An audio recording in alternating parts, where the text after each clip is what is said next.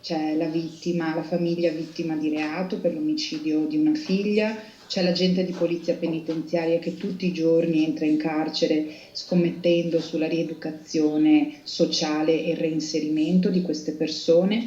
C'è chi è stato anche accusato ingiustamente e poi è stato completamente assolto, ma che ha portato la croce per ben 10 anni. 14 storie, ognuna rappresenta una tappa della Via Crucis. Arrivano dal carcere di Padova le meditazioni che verranno lette da Papa Francesco venerdì santo da Piazza San Pietro. Sono storie di persone che hanno meditato sulla passione di Cristo, che hanno vissuto il dolore o peggio ancora lo hanno provocato e stanno cercando ora la via della redenzione. A raccogliere e raccontare queste storie sono stati Don Marco Pozza, cappellano del carcere Due Palazzi, e Tatiana Mario, giornalista padovana e volontaria all'interno della struttura di detenzione. L'obiettivo finale che è la redenzione, la possibilità che anche dietro la sofferenza più nera si possa celare la speranza, una luce per rialzarsi e ricominciare a camminare. Un cammino di rinascita che si accosta a questa emergenza che ci vede tutti soli nelle proprie case per cercare di fermare il virus, nemico subdolo e invisibile.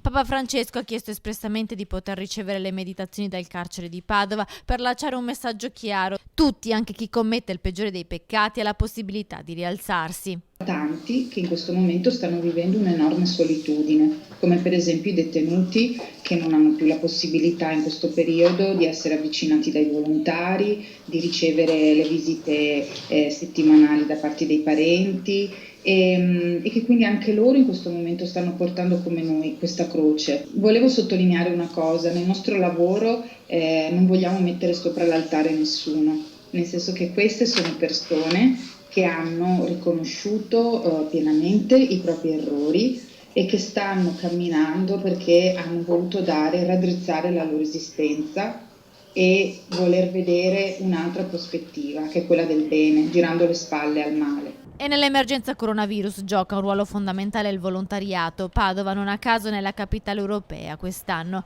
I volontari ora non possono più entrare in carcere, ma a distanza continuano il loro lavoro insieme ai detenuti.